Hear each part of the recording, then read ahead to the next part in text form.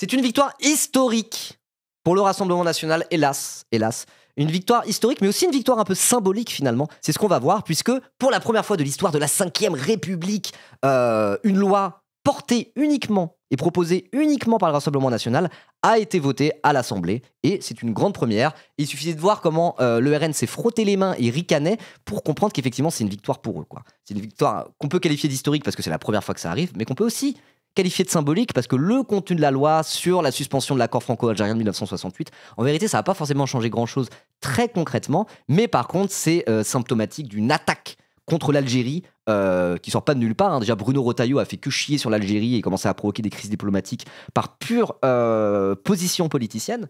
Et là, le RN fait un peu la même chose, sauf que c'est passé, et ça a été voté avec les voix de la droite LR et les voix de Horizon, le parti d'Édouard Philippe. Voilà. Et grâce à l'absentéisme, à cause de l'absentéisme aussi d'une bonne partie de la Macronie qui n'était pas là pour voter ça. C'est passé à une voix près. Donc on va lire un article de Mediapart qui résume un peu toute cette affaire pour essayer de comprendre en quoi vraiment ça pue la merde cette histoire, et c'est historique dans le mauvais sens du terme, mais aussi peut-être essayer de rappeler que ça reste un petit peu de l'ordre de la victoire symbolique.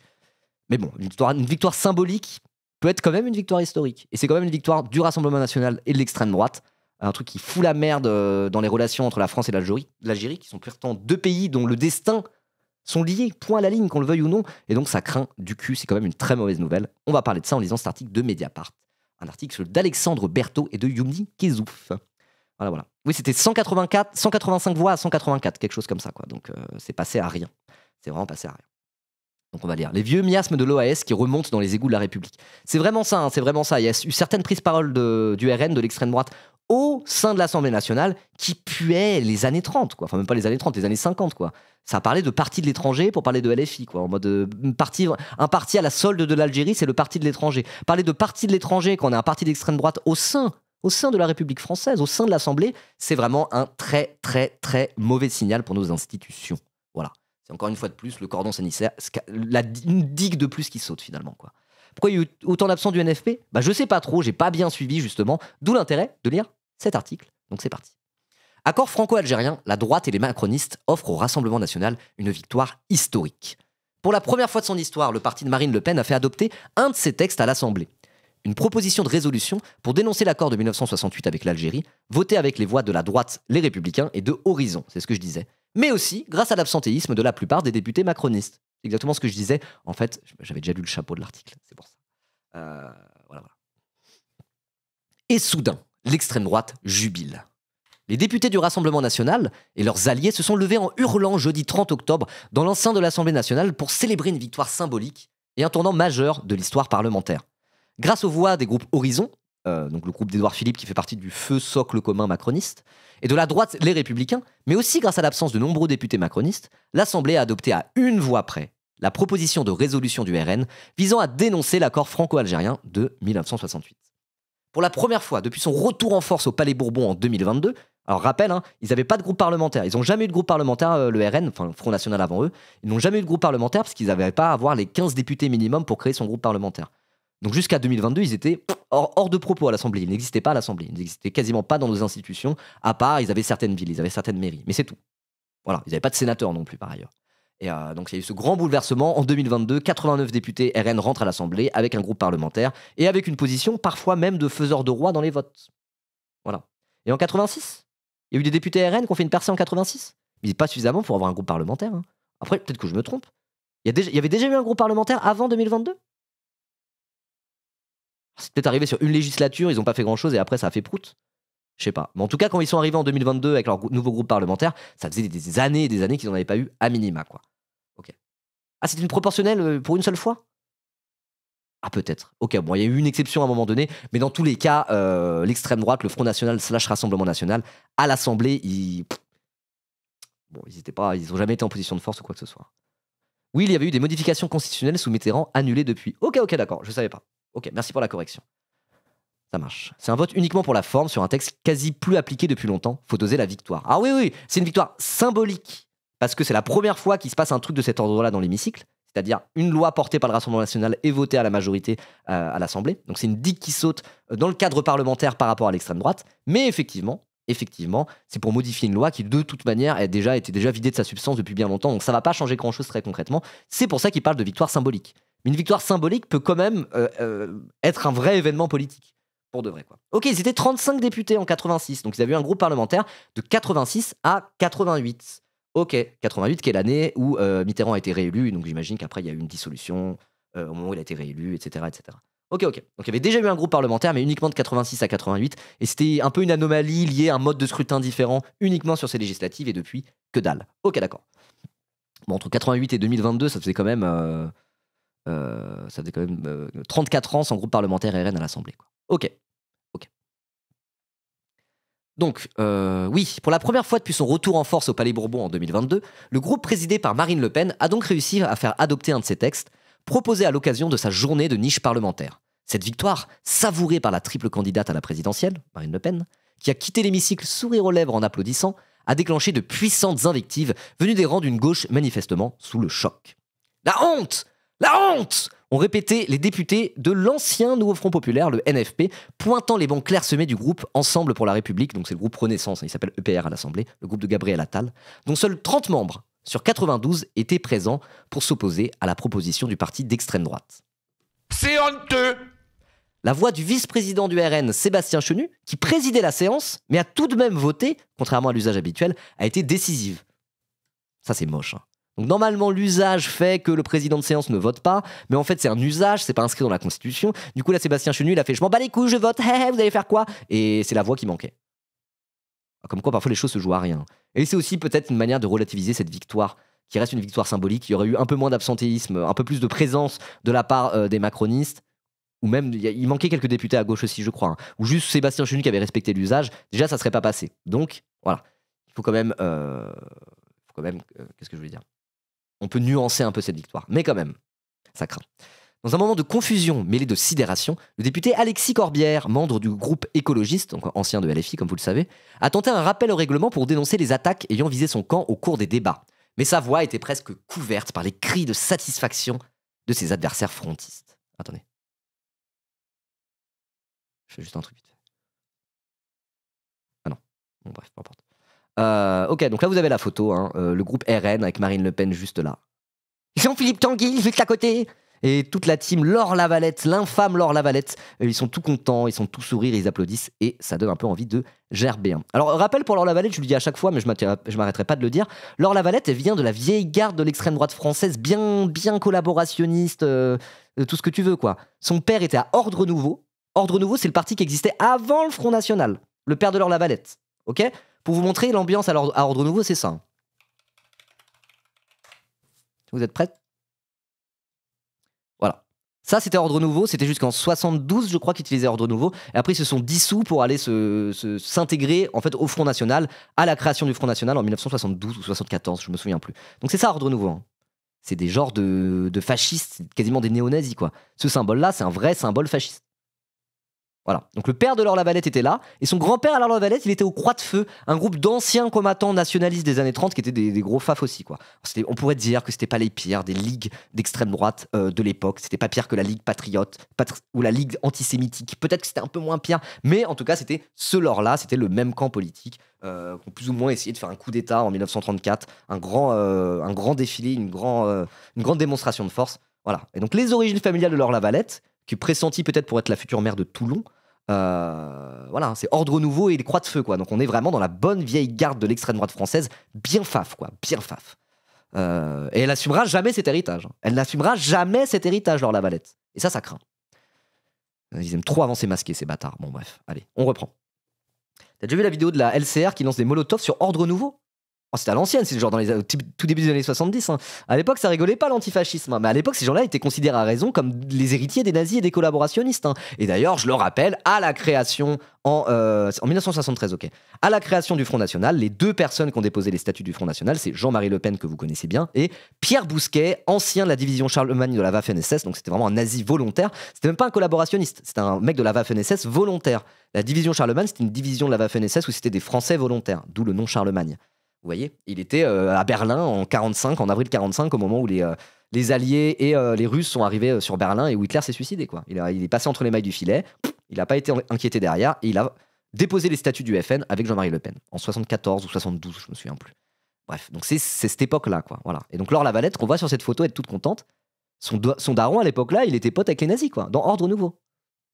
Et jamais de la vie, ils assumeront cette filiation-là. Jamais de la vie, ils l'assumeront. Voilà. Bref, allez, on reprend l'article. Un peu plus tôt, donc oui, pourquoi Alexis Corbière, il était pas content ? Pourquoi il a gueulé comme ça ? Pourquoi il a fait un rappel au règlement et que sa voix était couverte par les cris de satisfaction du RN ? Un peu plus tôt, Guillaume Bigot, le rapporteur du texte pour le Rassemblement national, avait en effet, et là c'est une dinguerie, convoqué, je cite, le parti de l'étranger, pour qualifier la gauche de parti de l'Algérie. Pardon ? Ça, encore une fois, s'ils assumaient l'affiliation avec leurs ancêtres politiques des années 60, 70, 80 ou même des années 30, le parti de l'étranger, c'est de la prose fasciste de l'époque, quoi. Pour de vrai. Et dire LFI, c'est le parti non, la gauche est le parti de l'étranger, le parti de l'Algérie. Ça, normalement, quand tu connais un petit peu l'histoire du nationalisme français et l'histoire de France, c'est une dinguerie de dire ça au sein de l'hémicycle. C'est au niveau de judéo-bolchevique. C'est au niveau du complot judéo-maçonnique. C'est vraiment de ce niveau-là. Hein. Aïe, aïe, aïe. Le mettant sur le même plan que les fascistes et les collabos qui étaient pour l'Allemagne dans les années 1930. Ah ouais ? Pourtant, bizarrement, les gens qui parlaient du parti de l'étranger, c'était les fascistes et les collabos qui étaient pour l'Allemagne dans les années 30.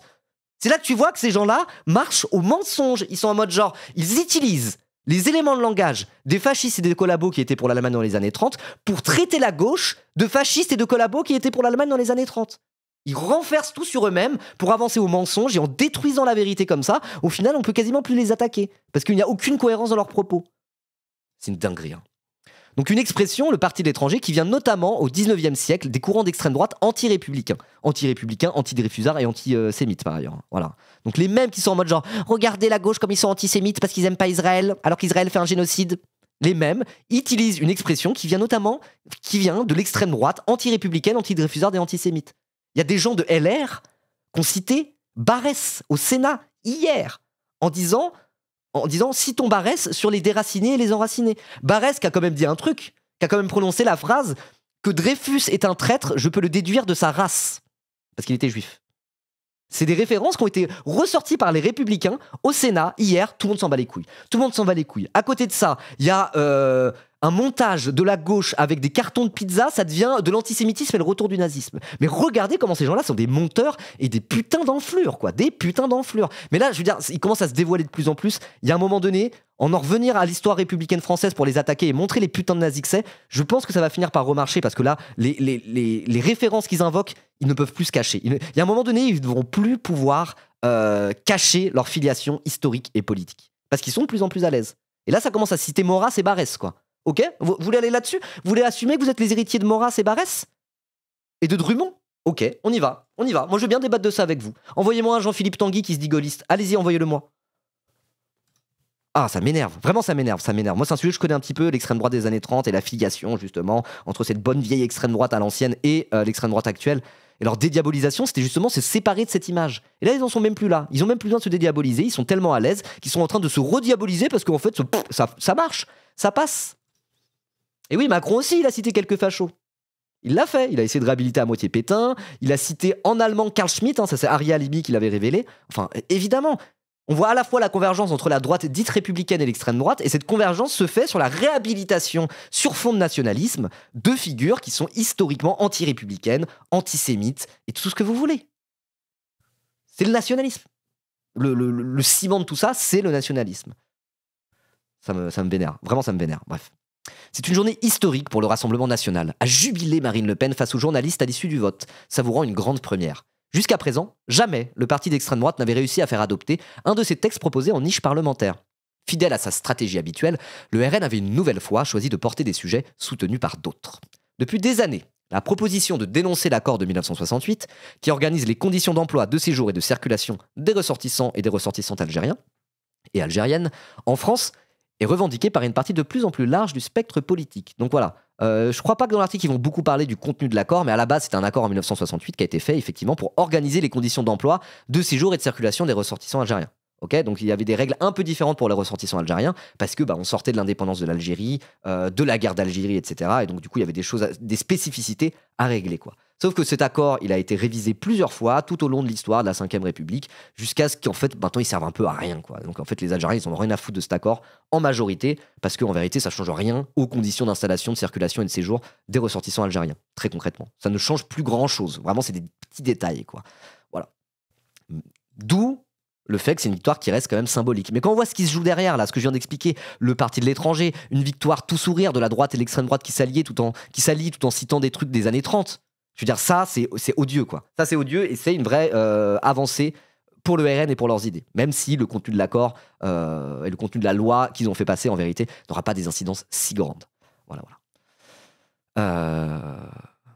D'Édouard Philippe à Gabriel Attal, en passant par l'ancien ministre de l'Intérieur et patron du parti LR, Bruno Retailleau, que je suis très content de moins voir en ce moment, tous ont appelé à la dénonciation de cet accord, renforcé par la remise il y a quelques jours d'un rapport parlementaire. Rédigé par les députés macronistes Charles Rodwell et Mathieu Lefebvre, devenu entre-temps ministre, le document chiffre à 2 milliards d'euros les coûts de ces dispositions pour l'État, et appelle lui aussi à y mettre fin. L'examen de cette proposition de résolution, à la portée symbolique majeure, a donné lieu à des vifs passes d'armes dans un hémicycle surchauffé. Guillaume Bigot s'en est délecté, osant déclarer à la tribune que l'Algérie française, c'est fini. Sous les applaudissements des députés de son parti, justement cofondé par des nostalgiques de l'Algérie française. Alors un rappel, en 2022, quand le grand retour du RN à l'Assemblée nationale, du coup le doyen de l'Assemblée, c'était un mec du RN, un vieux schnock qui était littéralement ancien pied noir algérien, nostalgique de l'Algérie française. Il a fait son discours au moment de la toute première séance à l'Assemblée. Le doyen a le droit de faire un discours en qualité de doyen de l'Assemblée. Il a fait son discours en disant l'Algérie coloniale, c'était aussi des beaux souvenirs et des belles années. Puis on a construit des routes et des hôpitaux, et puis maintenant il nous envèle ce connard d'Algérien. Enfin, il a eu un discours de nostalgique de l'Algérie française. Littéralement, j'exagère un peu ce qu'il vient de dire, mais il a eu un discours de nostalgique de l'Algérie française. Et là, c'est pareil. Le mec, il est en mode l'Algérie française, c'est fini. C'est sous-entendu quoi ? Sous-entendu, cet accord, c'était une continuation de l'Algérie française. L'Algérie est censée être totalement indépendante par rapport à la France, donc d'où ils ont des avantages pour venir s'installer en France. L'Algérie française, c'est fini. Alors que l'Algérie française, c'était pas des avantages pour les Algériens, c'était tout le contraire. L'Algérie française, c'était le code de l'indigénat où les Algériens étaient considérés officiellement comme des sous-citoyens en France. L'Algérie française, c'était un département français, c'était littéralement un département français qui faisait toute l'Algérie, c'est immense l'Algérie. Hein. Et pourtant, les habitants de ce département étaient soumis au code de l'indigénat, une politique raciste assumée qui faisait que c'était des sous-citoyens qui ne jouissaient pas des mêmes lois. Donc la colonisation française, l'Algérie française, c'est par essence une situation coloniale où les Algériens ont moins de droits que les autres citoyens. C'était le 96 comme département, tout à fait. C'était 15 départements. Oh, je sais plus exactement. 4 départements. Bon, bref, voilà, c'était des départements françaises, quoi. Voilà, c'était un peu comme les départements d'outre-mer. C'était autant la France que là, la Guadeloupe ou la Réunion, c'est la France. C'est la France. Point. Voilà. Imaginez l'Algérie française, c'était comme si, en Guadeloupe, les Guadeloupéens, sauf les métropolitains venus s'installer là-bas, en fait, ils sont soumis à une loi qui n'est pas la même qu'en métropole pour des raisons racistes. C'était ça le code de l'indigénat en Algérie. Et donc dire l'Algérie française, c'est fini. Sous-entendu, l'Algérie française, c'était la France qui donne aux Algériens. Ben non, c'était le contraire, l'Algérie française. C'était la France qui prend aux Algériens et qui leur soumet à des lois qui font d'eux littéralement des sous-citoyens, le code de l'indigénat. Wesh. La dinguerie, pas symbolique, mais quand tu connais un peu cette histoire-là et que tu vois ce que ça signifie concrètement en rapport avec l'histoire de France et l'histoire de l'Algérie et l'histoire de la colonisation française de l'Algérie, c'est de la nostalgie de l'Algérie française. C'est un discours qui, en creux, veut dire l'Algérie française, on leur a donné beaucoup quand même. C'est ça que ça veut dire. Alors que la conquête de l'Algérie au 19e siècle, ça a été des massacres tous les jours. Des enfumages dans des grottes où ça gazait littéralement avec des feux de camp et tout. Des familles réfugiées dans des grottes parce que les villes étaient en train de se faire piller. C'est ça la conquête de l'Algérie française. Et après, il y a eu le code de l'indigénat, etc., etc. Et donc dire, ah voilà, l'Algérie française c'est fini, sous-entendu on leur a beaucoup donné, c'est honteux. C'est une putain de dinguerie de dire ça. Et de pouvoir dire ça à la tribune sans être inquiété, c'est un signal absolument dégueulasse, quoi. Absolument dégueulasse. Voilà.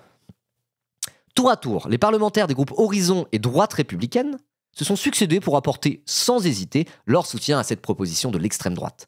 La France a des liens forts avec l'Algérie depuis plus d'un siècle, a osé le député Horizon Sylvain Berrios. Plus d'un siècle ? Donc quoi, on remonte à 1920 ? Ouais, il y a un lien fort entre l'Algérie et la France. Il y a plus d'un siècle, en 1920. Ça s'appelait la colonisation. Mêlant ainsi sans vergogne les années de colonisation de l'Algérie par la France, la guerre et la décolonisation. Tout à fait. Comme si tout ça c'était la même chose. Non mais ouais. En maintenant ces accords, la France s'humilie elle-même, a-t-il ajouté, annonçant que son groupe voterait le texte, tout comme Laurent Wauquiez, patron des députés DR, donc DR c'est LR, hein, c'est le nom du groupe parlementaire LR, vivement applaudi par les bancs du RN et de ses alliés. Cette convergence LR-RN, chaque jour on voit des nouveaux signes. Chaque jour on voit des nouveaux signes, et c'est extrêmement flippant. Peu présents et présentes dans l'hémicycle, les macronistes se sont livrés à quelques contorsions pour annoncer leur opposition à une proposition pourtant défendue par leur chef de file, Gabriel Attal, préférant instruire le procès en incompétence du RN. La députée EPR, donc macroniste Laure Miller, a ainsi dénoncé une proposition brouillonne et pas aboutie, qui, en ne prévoyant pas de cadre juridique de remplacement à ces accords, risquerait de plonger la France dans l'improvisation. Donc voilà, c'était pas sur le principe faire une attaque envers l'Algérie et dégrader les relations diplomatiques entre l'Algérie et la France, c'est pas un problème en soi, c'est juste que ça a été mal fait. Donc là, les macronistes, ils aiment trop faire ça. Non, non, les RN ne sont pas des fascistes. Enfin si, mais on s'en fiche. C'est des incompétents. Hot take. Le RN, c'est des fascistes et des incompétents, mais ils sont plus fascistes qu'ils sont incompétents en réalité. Bon, pas si brûlante que ça la take. Bref. En coulisses, d'autres députés macronistes se sont dit révoltés par le manque de mobilisation de leurs propres collègues. On ne déserte jamais face au RN. C'est la victoire de la honte, fustige l'élu de Moselle, Ludovic Mendes, soulignant que face à l'extrême droite, il aurait fallu tenir la tranchée. Bah là-dessus, c'est vrai. Elle a raison. Pourtant, elle est macroniste. Voilà. Avant, j'étais moche dans la tête. Aujourd'hui, j'approuve ce que dit Moselle, Ludovic Mendes. Ça craint quand même. Auteur du rapport, mais absent de l'hémicycle, Charles Rodwell avait dénoncé la veille, dans un communiqué, la menace d'un déferlement migratoire sur la France. Si la proposition du RN était validée telle qu'elle. Il a raison. De quoi Ludovic Mendes? Ah non, j'ai cru que c'était Moselle Ludovic Mendes. Je ne sais pas ce que c'est que ce Avant, j'étais moche dans la tête. Aujourd'hui, je suis d'accord avec Ludo Mendes. Da. Merci pour les 10 bits. Guge. Merci beaucoup. Bah oui, là, il a raison. Hein. Il a raison. Mais de toute façon, ça, c'est symptomatique de la Macronie qui est en train de mourir, en fait. Donc là, il y a de plus en plus des dissensions au sein du bloc macroniste, y compris au sein du groupe parlementaire macroniste, où il y en avait qui étaient en mode genre, c'est très bien cette loi, on a bien fait d'enlever cet accord franco-algérien. Et il y en a d'autres dans le même groupe parlementaire qui sont en mode, c'est honteux. C'est honteux, on doit faire barrage au RN, quoi. Mais c'est parce qu'au sein des macronistes, il y en a qui sont très RN compatibles, qu'on n'a rien à foutre, qui sont parfaitement dans cette espèce de grand élan nationaliste, d'alliance avec l'extrême droite sur fond de nationalisme. Et il y en a d'autres qui ont quand même encore cette boussole du cordon républicain, etc., de se dire, le RN n'est pas un parti comme les autres, on doit faire barrage. Voilà, là-dedans, c'est une sensibilité. Il peut y avoir des différences au sein de certains macronistes. Donc là-dessus, il a raison. Il a raison. Voilà. Et oui, c'est vrai que parfois, alors j'aimerais bien savoir si Ludovic Mendes vient du PS ou de LR, mais c'est vrai que parfois, on voit la différence entre ceux issus de LR et issus du PS. Un peu aile gauche, aile droite. Groupe politique, LREM Renaissance, ouais, mais il était où avant? Ah, peut-être qu'il vient de la société civile aussi. Début au Parti Socialiste. Ouais, voilà. Les anciens PS, parfois, ils ont un peu cette boussole-là antifasciste, pas tous. Hein. Les anciens LR, généralement, ils sont en mode, oh, bah, c'est bon, let's go, on va s'allier avec eux, ça va, c'est très bien. Ouais, on voit un peu ce truc de aile gauche, aile droite. On le voit presque de plus en plus parce que la Macronie est en train de s'effondrer et les dissensions internes commencent à remonter un peu à la surface. Bon, après, il y a un immense consensus économico-budgétaire sur le fait d'être des gros capitalistes de merde, hein, quoi qu'il en soit. Mais sur d'autres sujets, il peut y avoir des sensibilités différentes. Et c'est vrai que ceux issus du PS, avec la mort de la Macronie, pourraient retourner dans le bloc centre-gauche, tandis que ceux issus de LR pourraient retourner dans le bloc de droite, quoi, et finir par s'allier avec le RN. Donc là-dedans, on voit les différences. Je pense que Charles Rodwell, lui, il vient de LR. Ou alors de la société. Ou alors c'était un proche de Macron dès le début, où il vient de la société. Ah, mais c'est lui, de la société civile. Ah non, il est des Yvelines en plus. Oh non, ça. En mars 2020, il devient adjoint du maire chargé de la jeunesse auprès du maire de Versailles, où il remplace François-Xavier Bellamy, de LR. Ok. D'accord. Il rentre à la direction de la stratégie d'Enedis. Ensuite, il travaille au cabinet de Bruno Le Maire. Ok. Donc lui, il n'était pas encarté où que ce soit, il semblerait, avant de rejoindre les macronistes, mais en tout cas, il a été adjoint au maire LR. Donc il vient plutôt de la droite LR, lui. Ok. C'est vrai que ça, on commence à voir les différents profils au sein de la Macronie. Et c'est pour ça qu'un mec comme Raphaël Glucksmann et son parti Place Publique, qui pourrait être comme un parti refuge à la fin de la Macronie pour tous ceux issus du PS, qui pourraient revenir vers le PS ou vers Place Publique, qui serait un parti tampon entre le PS et les macronistes, entre guillemets, de gauche, qui rentreraient entre guillemets au bercail, vous voyez. C'est pour ça que Raphaël Glucksmann, je pense, il se dit Place Publique, il y a un monde où il y a plein de gens qui viennent chez moi dans 1 an et demi. C'est ma théorie. Voilà. Ok. Auteur du rapport, non, ça on l'a déjà lu. Allez, on passe à la suite de l'article. Mais c'est intéressant tout ça en tout cas. Je trouve que c'est intéressant. Pour voir un peu les dynamiques qui se jouent dans la sphère politique française, même si là, au final, on part assez peu de l'accord de 1968 en soi, mais plus de ce que ça représente politiquement, ce vote. Représentant le gouvernement en l'absence du ministre des Affaires étrangères, le ministre chargé des relations avec le Parlement, le fameux Laurent Panifoux, plus ou moins au PS il y a encore pas longtemps, mais là il s'est fait jarter, lui vient du PS pour le coup, a tenu la même ligne, préférant plaider pour une renégociation de cet accord plutôt qu'une dénonciation. Ok. Depuis 1968, l'accord en question a été réajusté à 3 reprises, en 85, 94 et 2001, à peu près une fois tous les 10 ans, quoi, et largement vidé de sa substance initiale. Le gouvernement s'oppose à cette résolution aux mots qui choquent sans aucune efficacité, a insisté le ministre. Bon, lui, il a beau plus ou moins venir de PS, il n'est pas en mode c'est honteux d'avoir voté avec le RN. Il est plus sur la ligne Charles Rodwell de dire c'est incompétent. Ok. Depuis le remplacement de Bruno Retailleau place Beauvau, qui avait fait de ce dossier sa marotte, l'exécutif a changé de discours sur la question. Au rapport de force souhaité par le patron de LR avec l'Algérie, son successeur au ministère de l'Intérieur, Laurent Nunez, ancien préfet de police de Paris, a opposé une forme d'apaisement afin de tenter de renouer des relations franco-algériennes.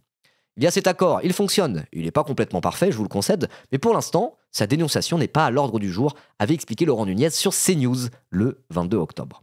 Unanimement opposés à ce texte, les parlementaires de gauche se sont attelés tout au long des débats à ramener le RN à ses origines anti-algériennes et xénophobes. Tout à fait, là c'est ce qu'il faut faire, parce que là, c'est clairement les héritiers de l'OAS, le Rassemblement National. Alors il n'était pas à l'OAS, Jean-Marie Le Pen, mais il a torturé des Algériens, il a fait la guerre d'Algérie, et il a torturé des Algériens, on a retrouvé son couteau et des témoignages, etc. Il n'était pas directement à l'OAS, mais il était dans cette vibe-là, quoi qu'il en soit, quoi. Voilà, donc là on remonte à ces origines-là, et même quand on regarde le fondateur du Front National à l'époque, Jean-Marie Le Pen, il a littéralement fait la guerre d'Algérie. Voilà. L'écologiste Sabrina Sebaï a ainsi rappelé les racines d'un parti confondé notamment par l'ancien Waffen-SS Pierre Bousquet, je vous en parlais, et Roger Olindre, alors ça je m'en souvenais plus, et Roger Olindre, cadre de l'OAS. Donc l'OAS, pour ceux qui se souviennent pas ou qui savent pas, c'est l'organisation armée secrète, du coup c'était pendant la guerre d'Algérie, à partir de 1958, et quand du coup le général de Gaulle est revenu au pouvoir, dans ce qu'on pourrait qualifier d'un coup d'état militaire en réalité. Mais le général de Gaulle est arrivé et a dit « Ok, nouvelle constitution, la constitution de 1958, je deviens le président de la République, et puis en 62, on fera une élection présidentielle et vous pourrez m'élire. » En gros, c'était un peu ça, sur fond de guerre d'Algérie. Et l'OAS, c'était des gens qui étaient pour continuer à l'Algérie française, qui n'étaient pas pour l'indépendance de l'Algérie, et qui étaient contre De Gaulle. Parce qu'il était pour lui, c'était déjà un larbin de la décolonisation, quoi. Et l'OAS, notamment, a essayé d'assassiner Charles de Gaulle dans le fameux attentat du Petit Clamart à la voiture piégée. Au final, ils sont foirés et De Gaulle n'est pas mort. Voilà, ils ont quand même essayé d'assassiner De Gaulle et ils ont fait tout un tas de saloperies en Algérie, notamment tuer des Algériens et tout. Voilà. Et donc normalement, la 5ème République, l'OAS, ils sont pas là-dedans, c'est considéré comme des ennemis de la République. Notamment parce qu'ils ont voulu assassiner De Gaulle, quoi. De Gaulle, la figure indépassable de la 5ème République, la figure à l'origine de la 5ème République. Et d'ailleurs, même le Rassemblement National, maintenant, se disent gaullistes. Jean-Philippe Tanguy, il a sa petite croix de Lorraine, il est en mode genre « Je suis gaulliste, la position et la politique dont nous faisons la promotion a déjà existé. Notre famille politique, c'est De Gaulle. » Ah ouais? Alors comment ça se fait que vous recrachez un discours digne de l'OAS qui a voulu assassiner De Gaulle? Pour être plus précis, Jean-Marie Le Pen était volontaire pour l'Indochine, mais comme il arrivait sur la fin de la guerre, il est parti en Algérie après. Ok, d'accord. Je connais assez mal tout ça. Pareil, la guerre d'Algérie, c'est un des sujets qu'il faut que je taffe plus, typiquement. Parce que c'est hyper important dans l'histoire moderne de la France et je le connais assez mal. Voilà. J'en étais où? Donc oui, Sabrina Sebaï qui ramène du coup le RN à ses racines, donc la Waffen-SS et l'organisation armée secrète. Rien que ça. Votre ADN politique n'a pas changé. Il reste raciste, revanchard et colonial, a-t-elle dénoncé, en précisant plus tard être française, algérienne et fière de son histoire. Et bah, stylé. Enfin, stylé. Bonne prise de position. Donc là, c'était pas LFI, hein, c'était une écologiste. Mais sur ces sujets-là, voilà, il n'y a pas que à LFI des gens qui ont été choc-barres de ça. Pour le coup, ce genre de truc, quand c'est en mode genre quand c'est en mode dénoncer, quand l'extrême droite se comporte comme des petits fascistes. De toute façon, l'union de la gauche, à la base, la seule raison pour laquelle il peut y avoir des trucs d'union de la gauche par moment dans ce pays, c'est le danger fasciste. C'est le ciment d'une éventuelle union de la gauche. Donc là, c'est pour ça que Sabrina Sebaï, alors il y en a qui ont peut-être vu son discours, le discours était vraiment archi carré, était même assez touchant et était fort, quoi. Et pourtant, il n'est pas chez LFI. Parce qu'il y a des sujets comme ça où, pour le coup, de LFI quasiment jusqu'au PS, peut-être pas tout le monde au PS, en vrai, il y a des trucs qui font un peu consensus. Et notamment, les trucs qui font consensus, c'est par rapport à l'extrême droite. C'est par rapport à la lutte contre l'extrême droite. Voilà. C'est pour ça qu'on se retrouve avec une députée écologiste qui là-dessus a un discours hyper fort. Et là, il n'y a pas de oui, mais regardez, c'est les écolos, elle va se marier avec le PS pour corneriser LFI. Dans ces cas-là, là n'est pas la question. Et bah, force à Sabrina Sebaï et à son discours qui était très très fort. Voilà.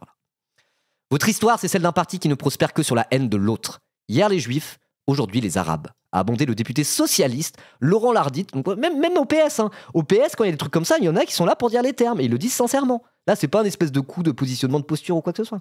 Il y en a, il y en a même au PS, quand il y a des trucs comme ça, ils savent dire les termes. Ils n'ont pas totalement perdu leur boussole antifasciste. C'est juste qu'ils puent la merde stratégiquement, ils n'ont rien à proposer et ils servent à rien. Et parfois, du coup, ils pavent le chemin vers le RN à coup de déception et de trahison. Ça, c'est clair et net. Mais il y a quand même des sujets où même un député socialiste, là-dessus, bah oui, que j'en enlève rien à cette phrase. Très bien, c'est vrai, tout à fait. Merci de dire les termes. Soutien critique. Mais Laurent Lardit, voilà, c'est pas n'importe quel PS, parce qu'il est par ailleurs président du groupe d'amitié France-Algérie, en s'adressant au banc de l'extrême droite. Voilà, il a dit ça en s'adressant au banc de l'extrême droite.